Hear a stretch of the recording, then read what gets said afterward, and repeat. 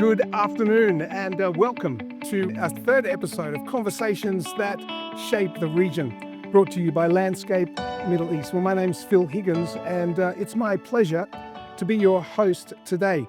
Well, it's great to have you with us again, and I hope that you've caught our first couple of episodes, and we look forward to what we have to present today.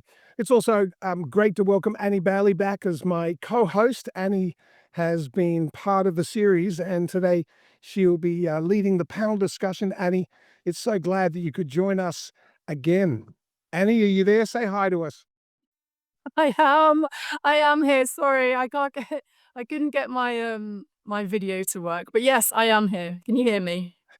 We can. Well, thank you for joining us, and we look forward to talking with the guys from Desert Group today to help us understand a little bit more about nurseries and nursery developments.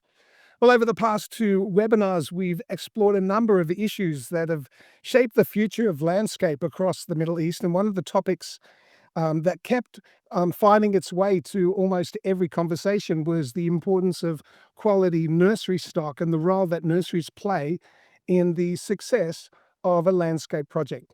Well, the more we discussed it, the more we sort of realized that it wasn't simply another topic to touch on, and that it really deserved a conversation on its own.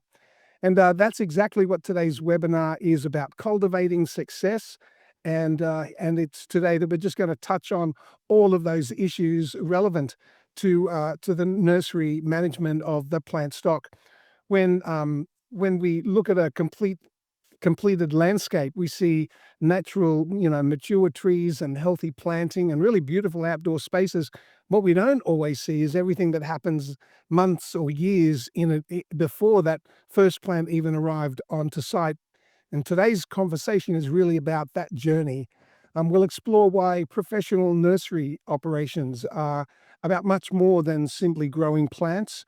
They're about planning and quality consistency and availability and all those things that go into making sure that the right plant is ready at the right time for each and every right project.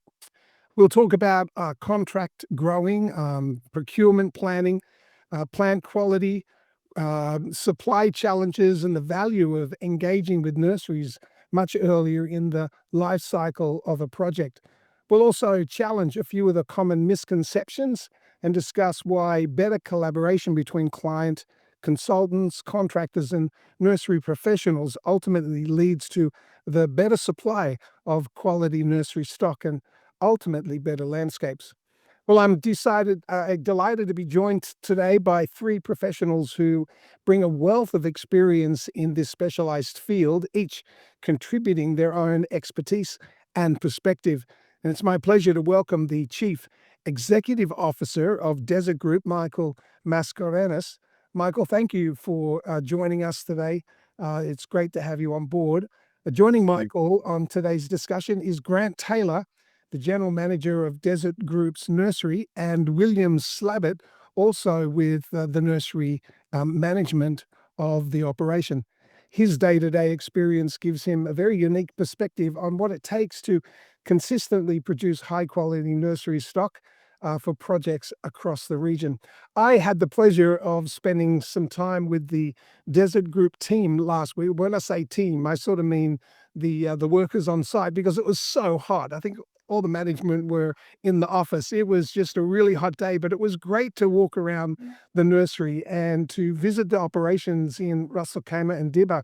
And I really have to say I was quite generally surprised at the scale of the operation. It's really quite amazing just to see the planning and the organization and the level of care that goes into producing and maintaining plants really reinforce just how much happens behind the scenes long before the plants reach the site.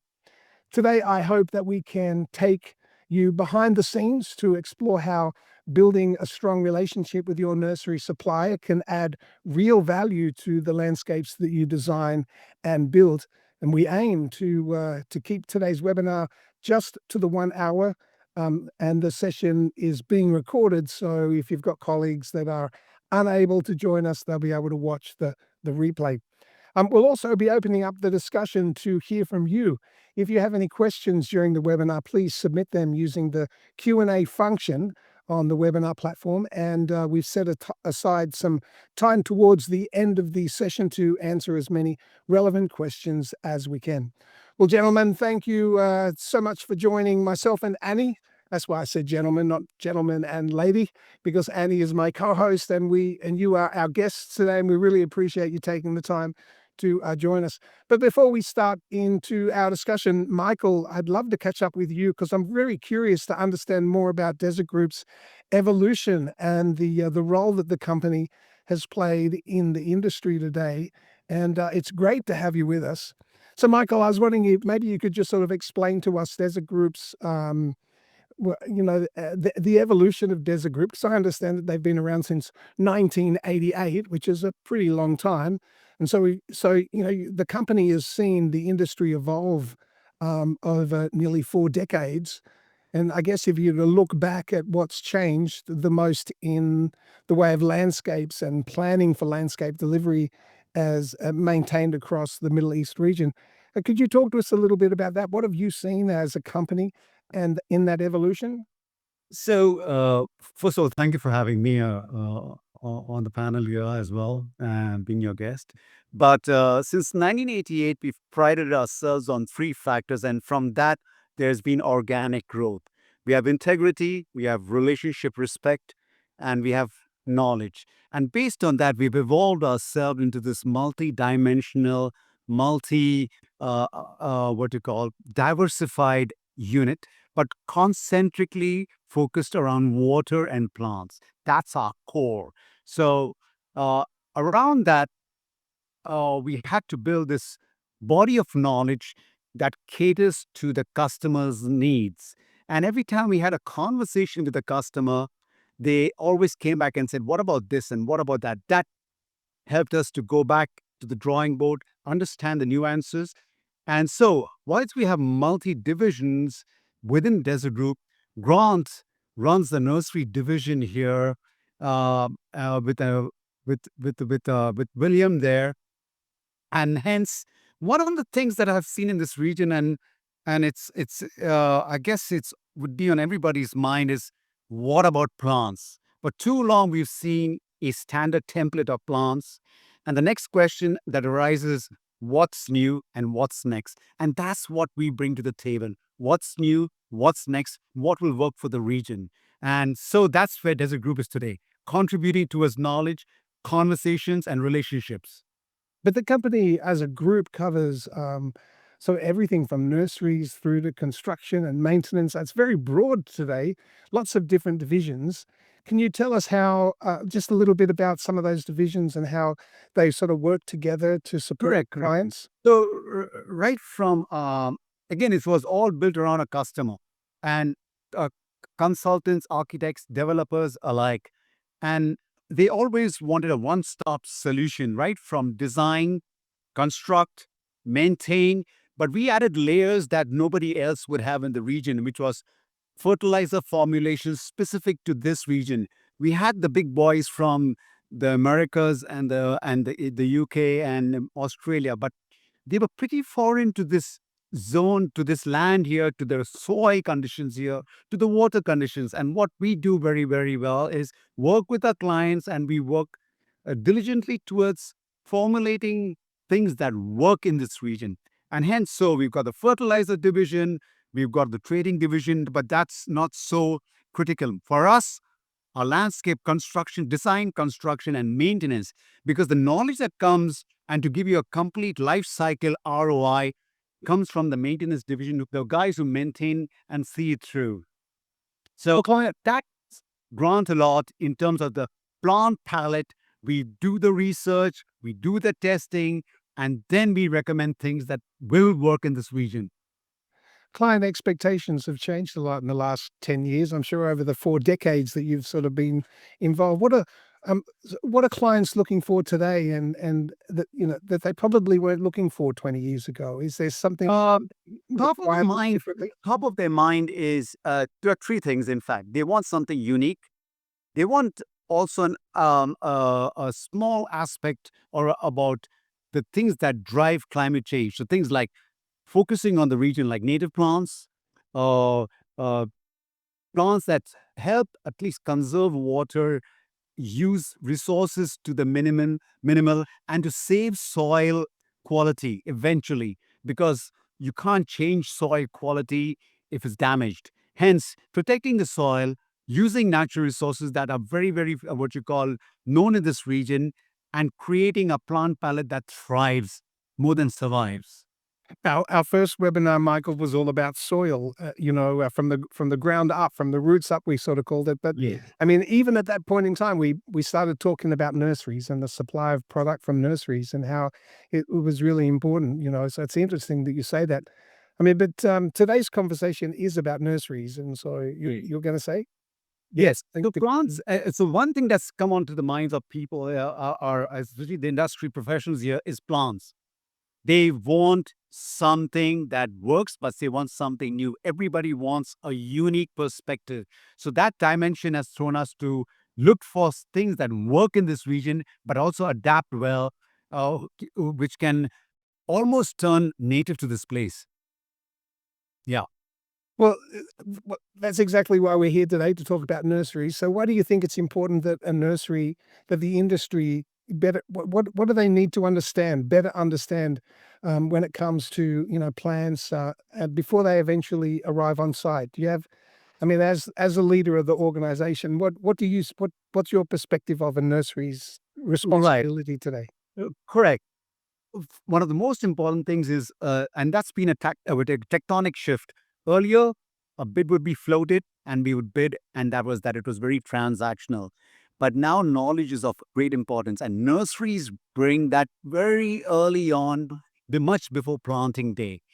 And there you create a palette that is tested and ready to deliver when needed. So hence you can bring down life cycle costs in a big way.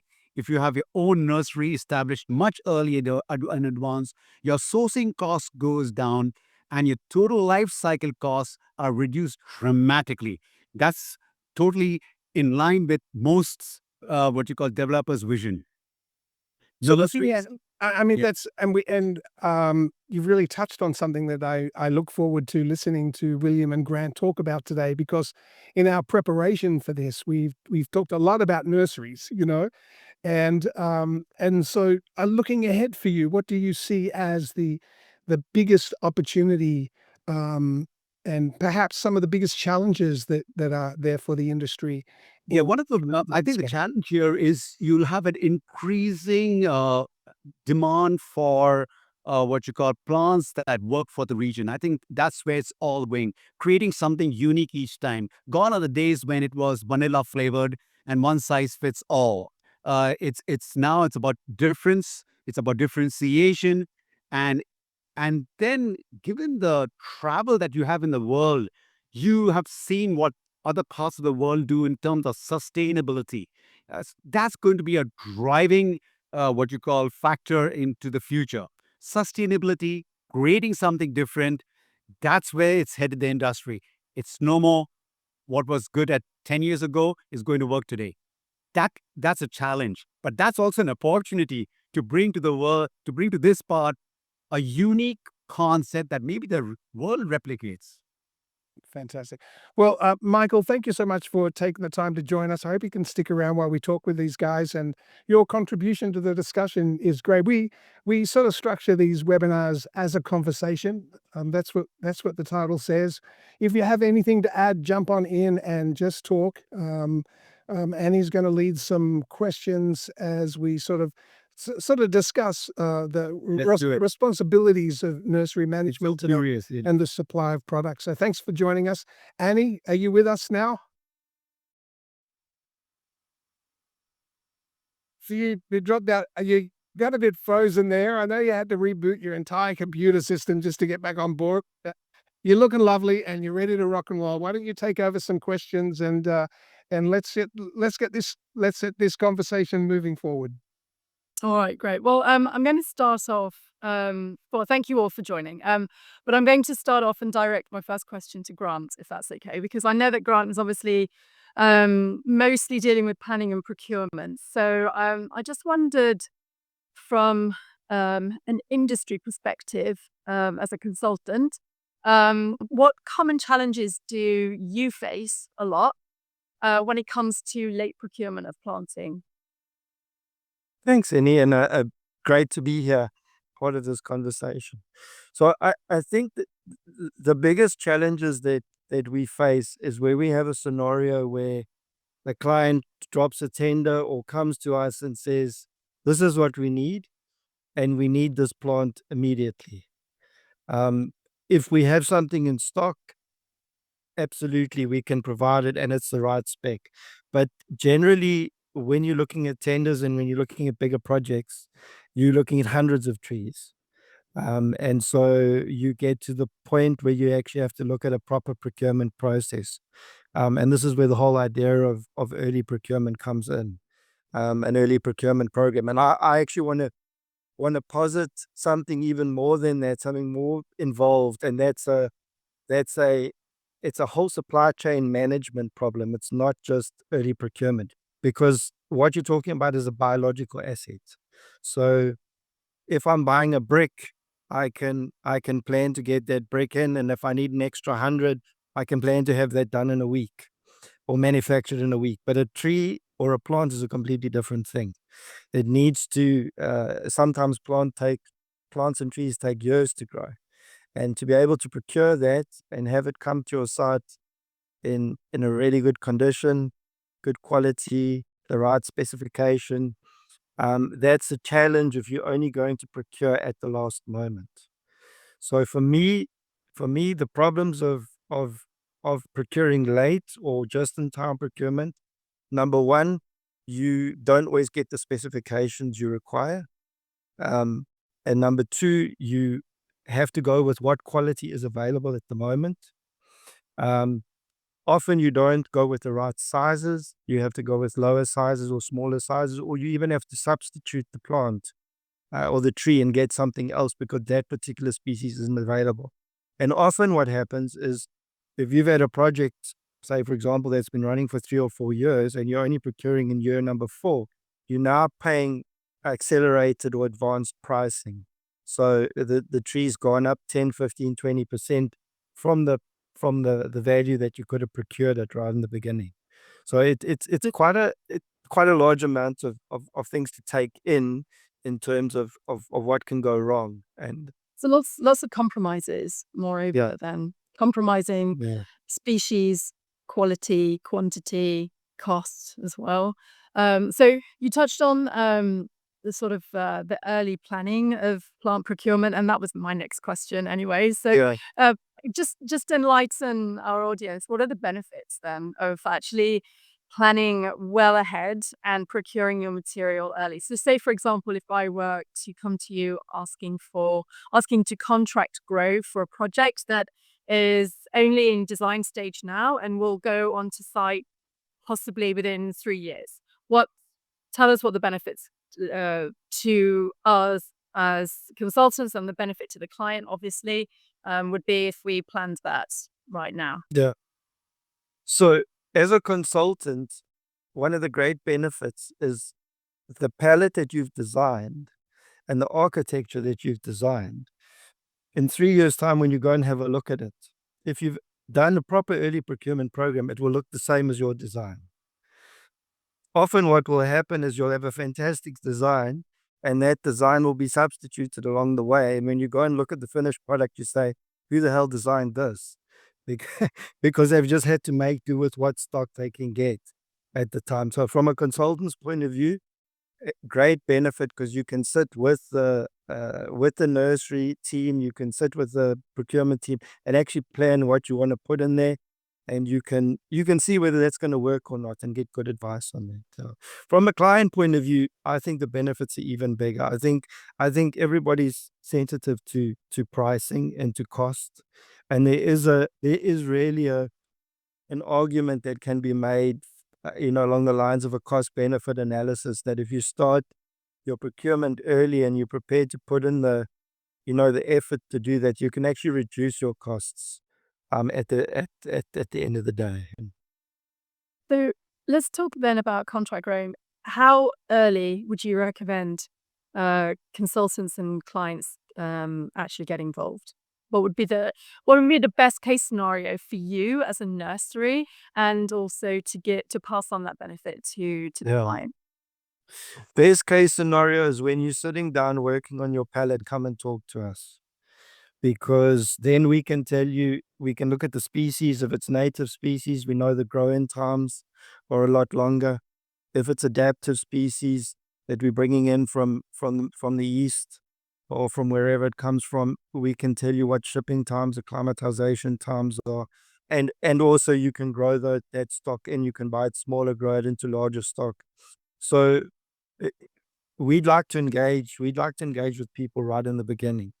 But certainly when you are in a position to place the tender and start looking at where you're going to bring when and where you're going to bring the stock from, that's the time to start talking and looking at your procurement.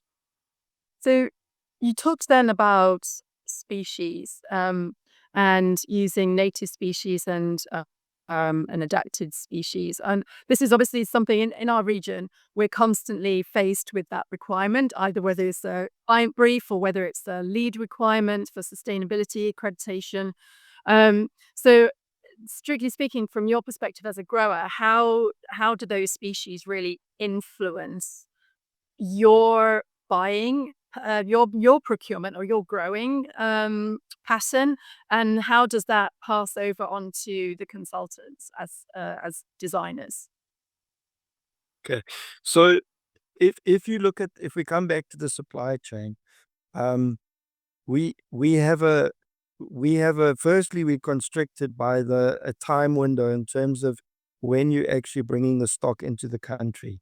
So if you look at many of the species, in fact, the vast majority of species that are planted here usually are imported from outside, unless they're your native trees like your gaff trees and your neem trees and trees like that, which are locally cultivated and available. So there are timelines that occur there, and many of those timelines run into months and years.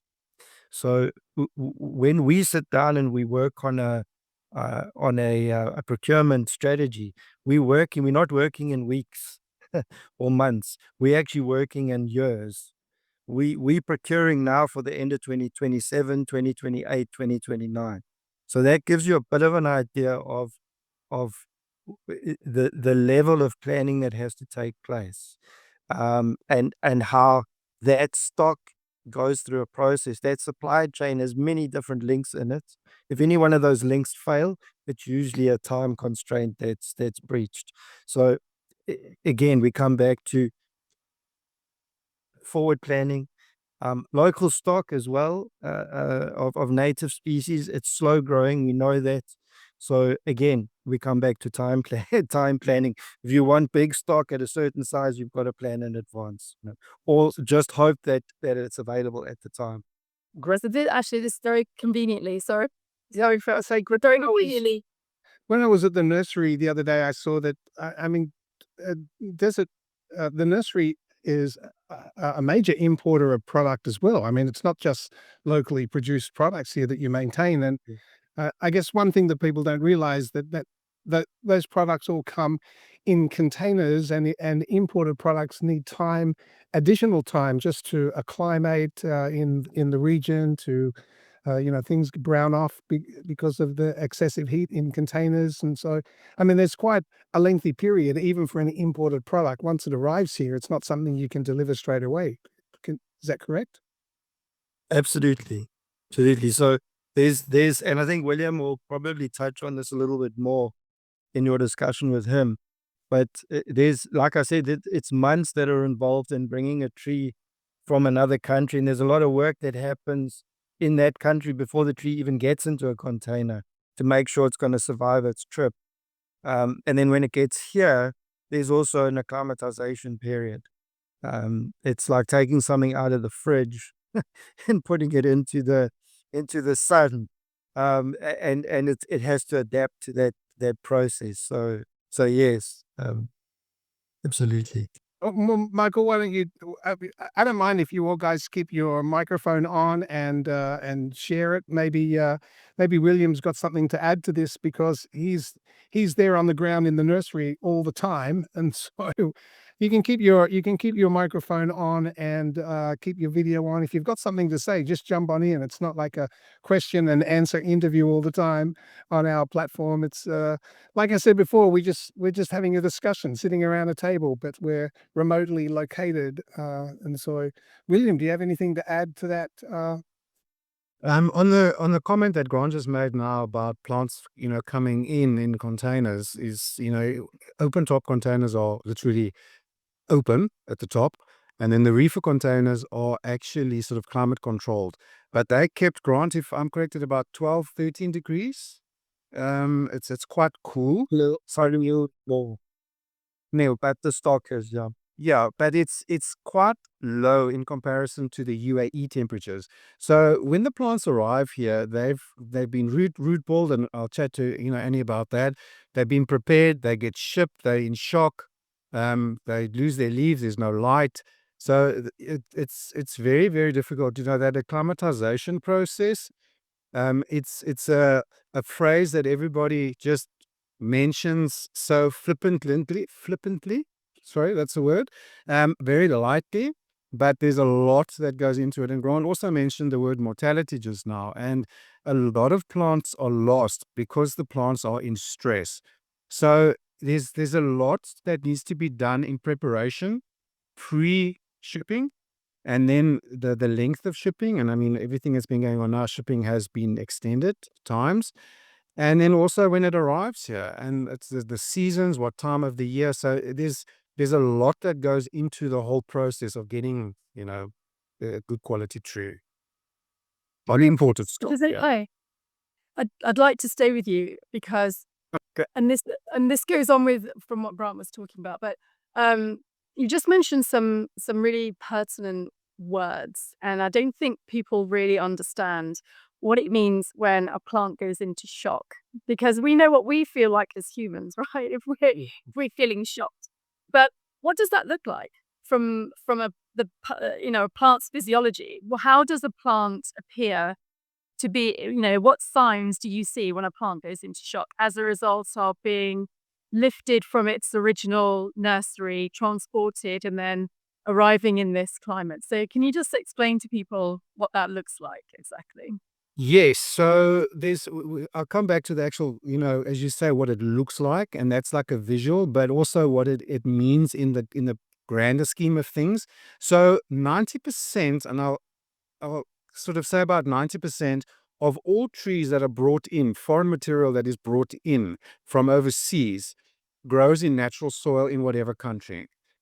We're not allowed to have natural soil, sand, whatever you want to call it, coming into the UAE. Approximately 5% maximum. So like you mentioned now, the trees get uplifted out of the ground, or they're grown in pots overseas. The roots get cut. The roots literally get cut off. So the root is the foundation of the tree. So with no roots, there's no nutrient uptake, there's no water uptake, there's no stability, there's no nothing. It then gets packed in cocoa peat because we need an artificial or allowed potting media to come into the UAE. Then it gets sent, like I just mentioned, in a very cool, very dark container. Then it arrives here. In the ideal situation, it would arrive during our UAE winter months, which is from about October through to March. And then the plants need to, before they start regrowing any leaves, they need to regrow their root. So coming back to your question of what does a plant look like when it's in shock? It's a plant that will get here, its main trunk or the stem will crack open because the climate is very different. It's going from a cool climate to a suddenly very hot climate, and certain species do that. Or they'll push leaves from reserve energy that's in the trees, but their roots don't grow. Or they get a fungal attack on the roots, and we battle to get an established root ball. So that is our primary concern always, is to get the root ball re-established, because it's the source of everything. So a tree that doesn't look great, it's in shock. So it will regrow new leaves, and then you'll see, oh, it's recovering beautifully, and we'll get 100 trees in, and then all of a sudden 50 trees start looking a bit yellow after 2 or 3 weeks, start losing their leaves, and then they die. And it's sad to say, but plants are living things. As much as Grant mentioned it as well. It's a biological entity. People forget that a plant is a living thing. In the landscaping industry, and I've been in this industry my entire life, we treat plants as commodities, which is fantastic, but we forget that they're living. So that is the balance and the trade-off of a plant that is in shock, and that what we try and mitigate it from the source. So sorry, I know that question was a little bit like more than what you asked. No, Yeah. no, this is great actually because you've touched on the successive questions. Then one of those was actually about how important root development is in the success of trees. So let's take, for example, now we're going, let's move ship across from imported tree stock, but let's have a look at homegrown tree stock and the importance of the root condition, because we're still obviously, as the trees are growing bigger, the root system is obviously being, well, the pot, I imagine, is being upsized to accommodate the growth of the root ball.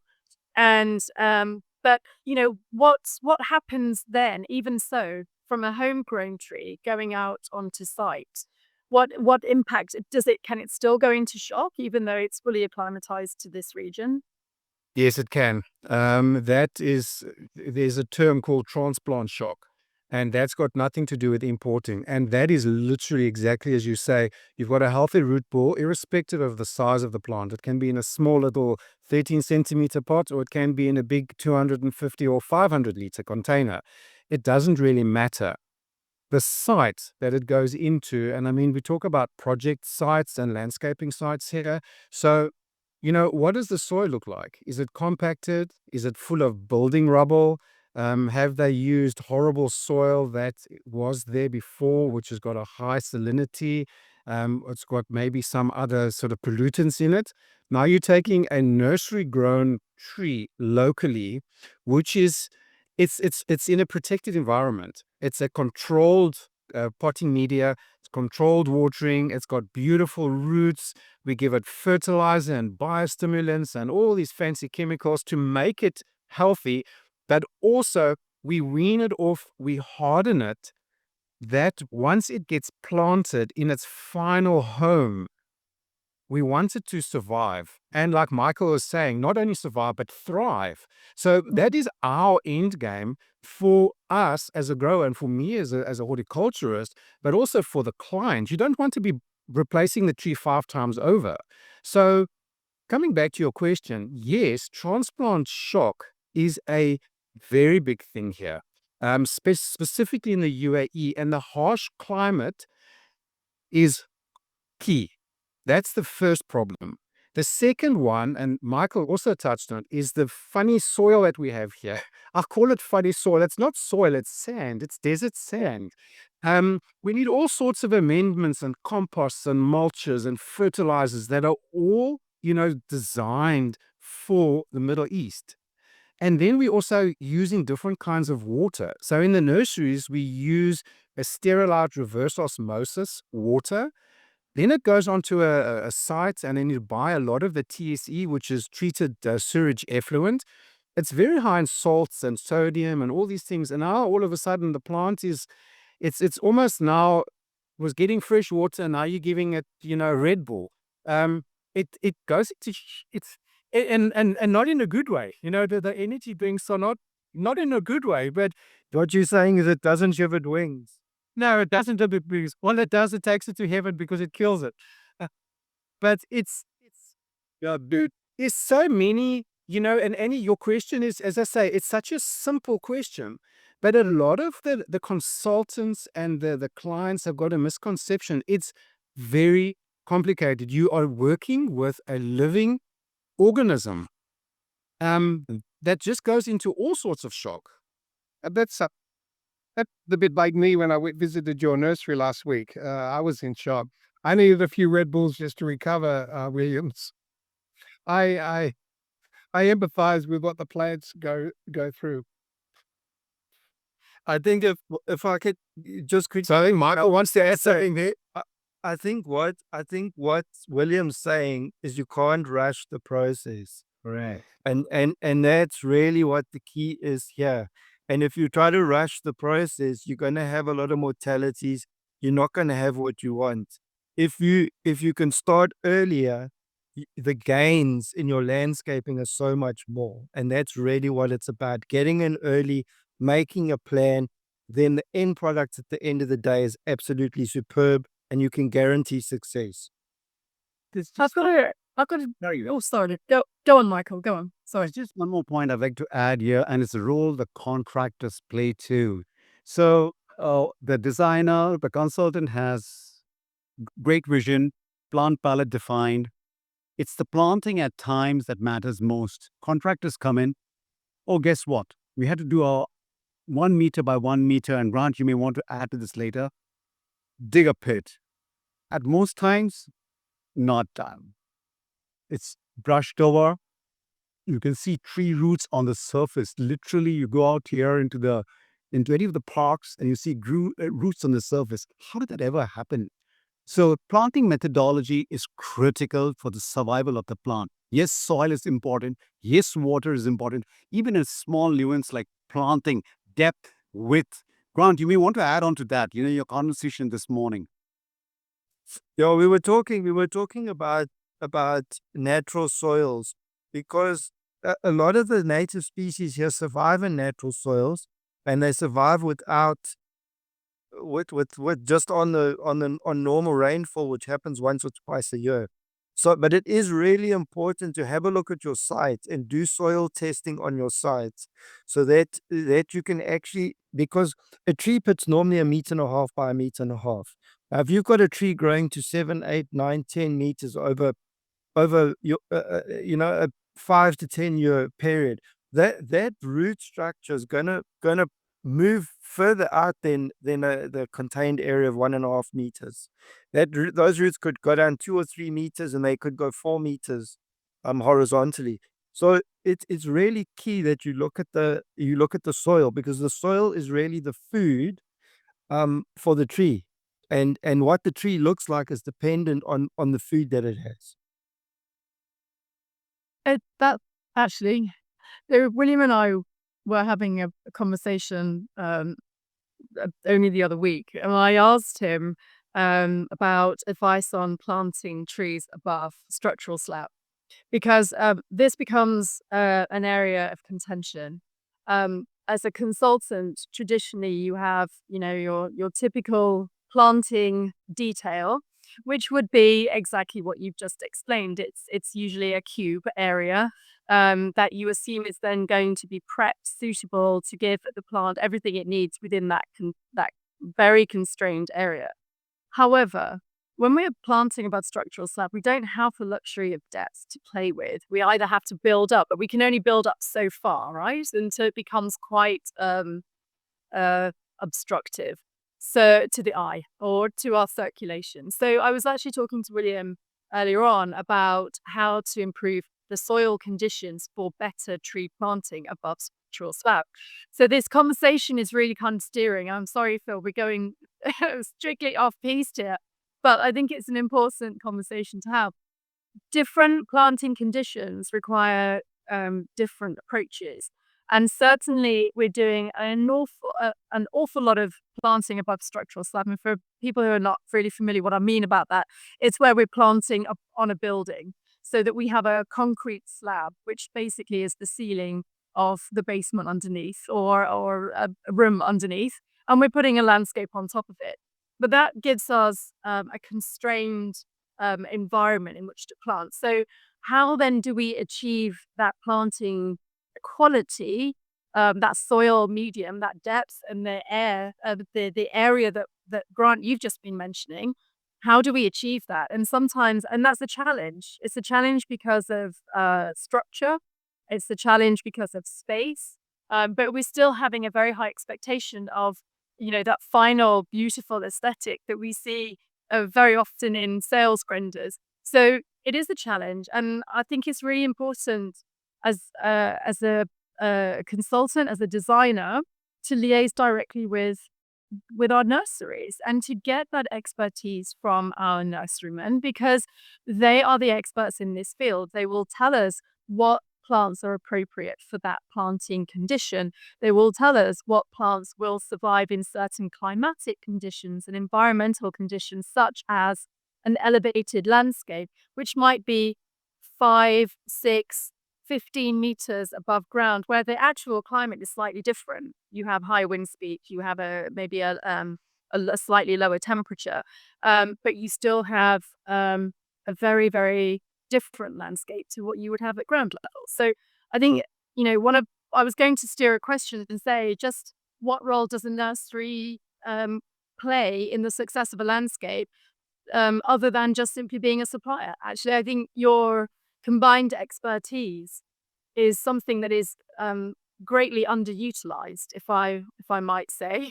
I make an effort to try and liaise and learn, because for me that's my professional obligation. But I would urge others to do the same. So there's a lot to know, not just about the plants themselves. A lot to learn from you guys. So that kind of leads me on to the next question, really. Um, what other misconceptions do you experience from designers and clients that come to you for plants? Who was that aimed at? William, I know we were talking about the watering thing, because it seems to be a common misconception that if you just throw water at a plant, you'll have success. Maybe you want to talk a bit about that. Yes, Annie. So once again, your question is multifaceted. So to come back to what Grant is saying, I'll start there and then I'll sort of roll back a little bit. So watering, obviously, young saplings, young trees, young plants require more often, water more often and more regularly. And then as they get older and they mature and get larger, we actually dial back on the water to kind of acclimatize them and also make them a little bit more resilient, that when they go on site, that they're actually used to site conditions. Obviously, we do not have the control of what kind of drip irrigation or what any form of irrigation is on the final landscape site or the project site, but it is better to encourage roots to establish and go deeper and look for water. And especially not like your building that is now on top of a cement slab, but if we've got a ground planted, based project, we want to encourage the soils to go down into the soil. So more infrequent, longer, deeper watering encourages the roots to go down, and create more lateral roots. It also makes the tree stronger because it's stability wise as well. But watering is key. So the amount of water and the frequency of water is one of the things that is very important, irrespective of the quality. Coming back to one of the other things that you said now about, your site in particular, and, Grant, started his conversation about, early engagement. Now, Annie, you mentioned that we have a wealth of knowledge and, our expertise is underutilized. A lot of what I do is I go out to our sister companies, to their sites. I go and have a look, at the challenges, the problems, give advice, see what we can do to mitigate a lot of their problems. So it's engaging with the nurseries on a multi-level. So from the procurement side, but also from us in the nursery and even producing plants. Your soil amendments, the type of soils, making sure that you have an expectation. And I want to come back to the consultants. Like you say, you want to give a high-end product in handover. I do think, and this is a global problem, I know back in South Africa, I had this challenge as well. There is sometimes a little bit of an unrealistic expectation of what it's going to look like in the end, especially if you have a 2 meter by 2 meter concrete box and you're trying to now plant a 10-meter tree, and it's got to look fantastic all year and it's got to last for 20 years, and it's going to be bonsaied. So, your maintenance is so important thereafter. So once again, it's not an easy answer to a simple question. There are so many factors that play a huge role, to make the site successful.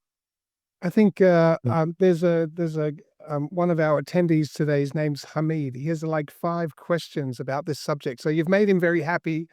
The discussion. I think you've covered all of his questions. Thank you so much, Hamid, for your questions today. But there's one question that he did ask. I think it was him, but somebody has asked about the education to architects or consultants.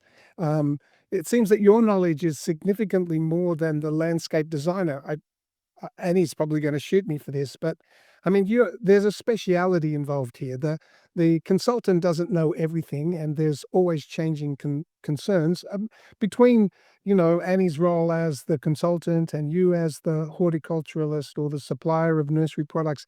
Is there a mechanism for education? Are you available to help consultants today understand this process? Yes. Yeah, definitely. So, the old cliche, there's no I in team. At the end of the day, even like you say, we are plant suppliers and growers. At the end, I want to make sure that what we are doing is successful in the market, to the client and to the consultant. That's what it's about.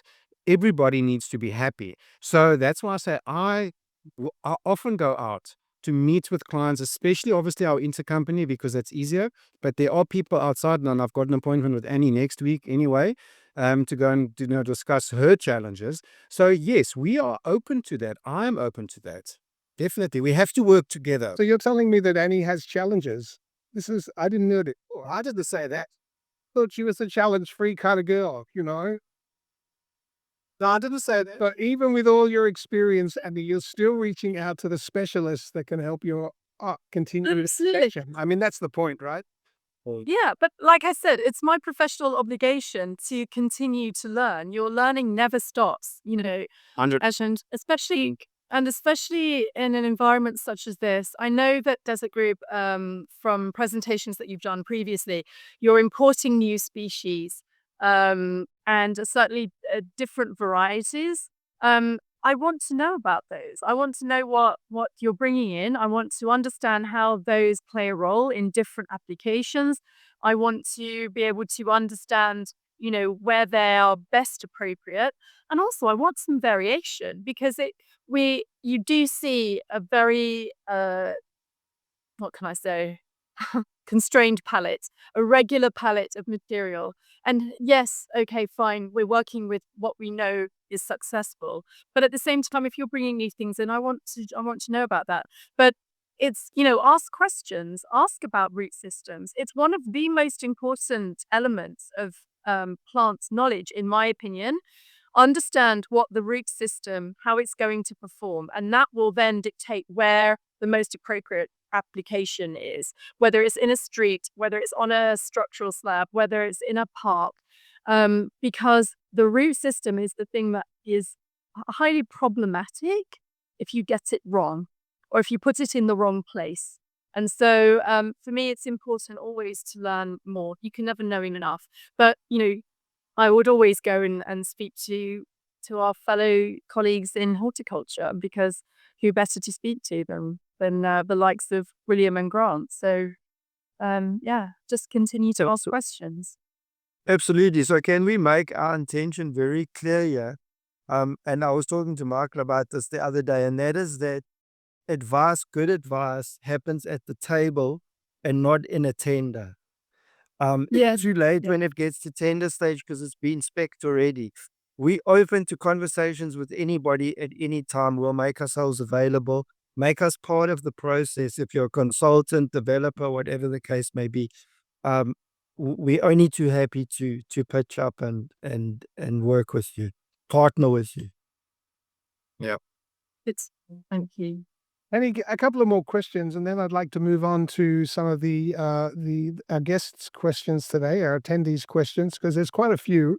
And I think that that will help us sort of finish because we're sort of moving away. These questions take us into some different areas. So if you have a couple of additional questions for the team, and then we can move on with looking at some of the attendees' questions.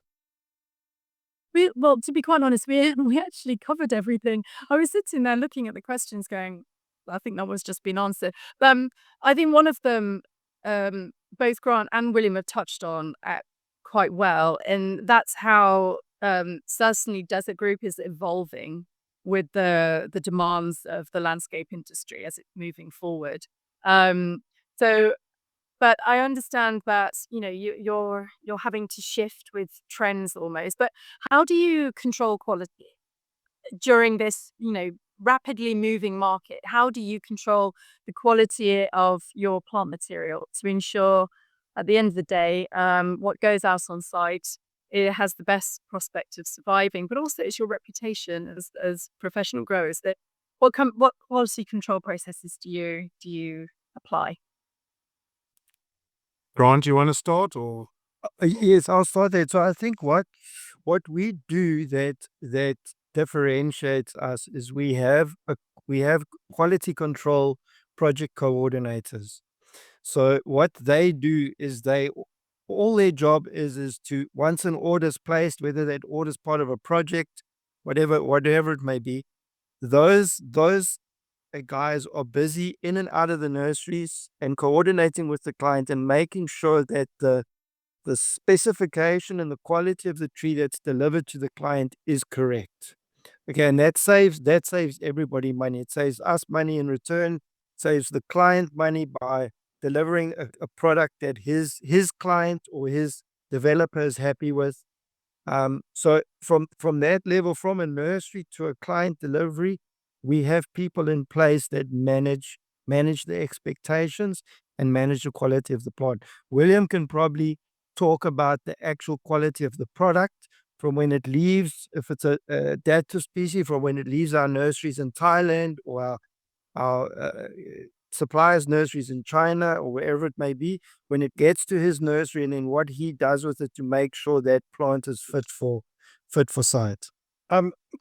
When you're answering that question, I'd also like you to address another question that has asked here. How do UAE nurseries evaluate drought tolerance before supplying the plant to the landscape project? I think the concept here, or the consideration here, is when the plant is in your nursery, it's getting well watered. When it goes to site and it's planted, there may be a different tolerance requirement. So, how do you address this? Okay, I'll answer that, Phil. So, as I say, when we have trees which are ready to go out, and that means it is a slightly more established tree, being a 3 or 4 or 5 year old tree, we make sure that the root ball is established. It's also one of the trees selected that we know works in this country.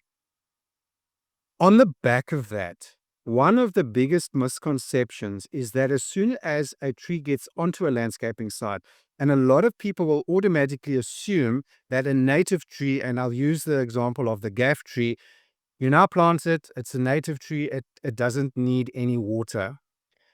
The establishment phase is 12 months. So you can dial it back for a native tree depending once again on the type of maintenance the tree is receiving to about 6 months. But you are looking at a 12-month period where you need to look after the tree as if it were still in the nursery. So as much as we get the tree prepared to go onto site into its forever home and then have reduced water in the future, because by then the roots are established down into the subsoil, that is going to take a year or 2 or 3. That interim phase, it has to get significant and regular watering. But like I mentioned earlier, the type of watering, so the amount of water and the frequency of water plays a role in how quickly the tree will establish. And that's going to be determined, as I say, if it's in ground, is it a parking lot, is it next to a highway? Is it a more planted plant? Like Annie's got these roof planters. So there are a lot of factors, but you need to give the plants, irrespective if it's a ground cover, a perennial, a shrub, a vine, or a tree, you looking after that. It's your baby for 12 months. If you do that, you are guaranteed of success moving forward. So that is one of the huge misconceptions, and that's not a UAE thing. That is a global phenomenon. It is just basic, horticultural best practice. So that is something, to answer your question, for a lot of people, they'll go, oh, but it's a native tree. It needs to be adaptive. Yes, it will be, but you need to get it there. So a lot of people will say, why doesn't something that grows on the side of the road need water? Because it grew there, but go and cultivate it in a nursery in artificial conditions and then go and plant it next to that friend. It's the same plant. It will die because it's been growing in artificial conditions. Give it time, it will adapt to those conditions, but you need to help it get there. Okay, great answer. Here's Phil, here's a quick example for you. So I took 2 acacia trees when they were about 1.8 meters tall. I planted them in my garden, and I watered them on an automatic watering system for 1 year.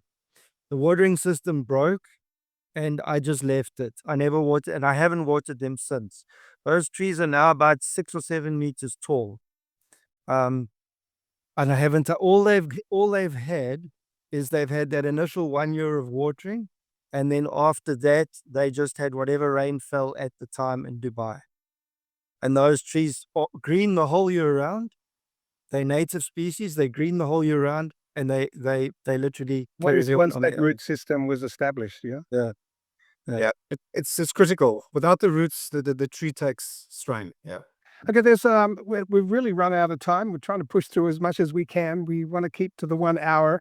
There are a couple of questions, though, that Mario has asked us, and I'd like us to address these before we close, because they're really good questions. And the first sort of addresses some of the discussions that we've had as a team in preparation for this webinar. And that is, in the UAE and the GCC, how do consultants and clients work with you to enable early nursery engagement for the budget and allocation of early procurement and growth contracts? Now, we talked earlier about the establishment of specialized nurseries for some of the major projects, but how does that work? Can clients today come and say, I want this tree, but I'm not going to collect it for another year and a half because then the project's going to be complete? Is that something that goes on within the nursery structured strategy? Yeah, so absolutely. We'd sit with the client. And this may even before they even release a BOQ, and they've just got a general design, but they know more or less what they want. And we'd say to them, how do you want to go about this process? Many look at a hybrid process. So some may want to set up a site nursery on their own site just to hold the trees. Some may want to set up a site nursery on that site to propagate as well. Or they may want us to set some space aside in our own nurseries where we can start a propagation or a holding program for them. Often we hold the trees out of country in our own nurseries outside the UAE because it makes sense and it's cheaper to grow them there and then to bring them in at a later stage. So those conversations start very early, and we basically will come up with a program, a hybrid program that works for them, works for their budgets, and that can deliver the final goal. Another question that Mario presented, and it's a very short answer, but probably could be a long answer. But he's curious to understand what is in the last 5 years, what has the shift been from the reliance on imported product versus natively grown species, native species? Has the demand for native species increased? And what have you seen just as a general rule within the industry today? I think there's a push and pull there.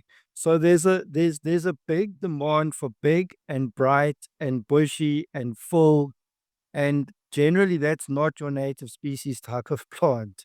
That's an imported species type of plant. So that's the one side of the coin. The other side of the coin is that sustainability has become a buzzword, and reducing the cost and the life cycle cost of your project. So a lot of BOQs that we've been looking at over the last few years have focused and mixed a lot of native species, and put that into the mix. But if you ask me, at the end of the day, the import by value and by volume, the reliance on imported plants is still rocketing. It's going sky high. I think that's going to be one of the biggest challenges, is actually finding plants overseas. That supply is becoming quite critical, especially with all the development and projects on at the moment. Well, it's not just a matter of the development. We still have a lot of development, especially here in the UAE, and we're not even talking about Saudi Arabia today. The demand for plants there, but here in the UAE, the residential development is strong. The commercial activity is still bouncing, and but also the demand for more matured landscapes, which we're seeing so often in some of the projects. More trees in the developments, more landscaped area, and so that's well, it's great for the industry, and it's great for desert crops. So I really want to thank you guys for joining us today. Don't want to go beyond the 1 hour mark, and we've just pushed over that now. But before we leave, why don't we just go around the room? I have a question for Michael before he heads off. One specific question for you. There was one question from an attendee today with about learning and education. He seemed to be a budding young horticulturalist, and he asked if there's opportunity in your organization to learn from you, to spend some time in the nursery and learn from the educations of William and Grant. We are very involved with the community, and those who have learned about us, we have got a very special program called Enable, where we have about 25 Emiratis with special needs, etc. So we care for the community, and we will be embracing of anybody who wants to come in and talk to us, be it consultants, be it developers, be it anybody, and just learn from our team. And we've got broad and deep experience. Please, anytime, reach out to Grant, talk to us. We'll be there for you. Fantastic. Well, I met you on the safari tour in Sharjah, which is another development that you guys did. And it was an amazing day. I mean, that was you sharing your experiences with the industry. And I know that that's something that Desert Group do really well, and didn't get a chance to thank you personally for that experience, but it was a wonderful day, great memory for me. Next time I mean, the next one, make sure it's not summer. Well, maybe we could visit the nursery together after the heat cools down a little bit. But it does mean that you'll have to visit Russell Kamer or Dibba. But the nursery development there is unbelievable. William, do you have a final comment to say? What would you like to say to the industry today? How best do you think the landscaping industry can benefit from your experience? Collaboration. Coming back to what Annie was saying, is that no one is an island, especially in this industry. It's a harsh environment. It's a difficult climate here. There's so many challenges. We're all here to help each other. So, like Michael says, I'm open. I go out. I really I share my knowledge openly and freely. I welcome people in. I cannot operate the nurseries without my teams in the nurseries, and I've got a great team everywhere in all the different nurseries. I mean, you've just visited two. There are many, many others. So all I can say is, we as Desert Group are there to educate, to help, to share, collaborate. And yeah, at the end of the day, we all part of the horticultural, landscaping, consulting, at the green industry, the green movement. So, we're not isolated. So that's my take on it. Yeah. And Grant, before you head off, here at Landscape Middle East, we talk a lot about community, designing landscapes for community with that in mind, and within that, we've been hoping to structure more of a community within the landscape industry, a landscaping community. What's your perspective on community within the landscapes that we build? What do you say about this? Yes, I mean 100%. William's comment on collaboration. We certainly open to talking to people. And we're certainly open to moving forward with programs like this and sharing our knowledge and sharing our our ideas. So from that perspective, for sure, I think you can look at Desert Group as a resource base, and you can look at our nurseries as a research and development laboratory, and you can use that base to further your own your own projects and programs. And I think I just want to end off by saying the early bird gets the worm. The whole part of this discussion was about early procurement, and that's what it's about. If you get in there early, you deliver a successful project. Fantastic. Well, I didn't get a chance to. I was going to show a video because I did record a video when I visited the the nurseries. Took a lot of video shot. I have a 5-minute reel. Maybe I'll add that to the replay video that we will produce, and I'll share it with everyone that's joined us today. You'll be able to see the nursery firsthand. It's really quite an impressive project. But clearly, Desert Group has built a very strong reputation on quality and reliability, long-term relationships, and all the these principles that have remained consistent throughout the company's growth. And I'm sure that will continue to guide the organization into the future. Michael, thank you so much for joining us and allowing your team to sit in on this webinar. Annie, great to have you co-host again today. I know you've got a lot going on in your career. You've made some changes. Maybe next webinar we can talk more about that. But Yes. it's fantastic for you to join us. Thank you very much. And so we really hope that this webinar has helped sort of answer your question, brought more of an understanding to cultivating success. We could have continued talking for a lot longer, but we want to keep it to the 1 hour. William, Michael, and Grant, thank you so much for joining us. We truly appreciate it.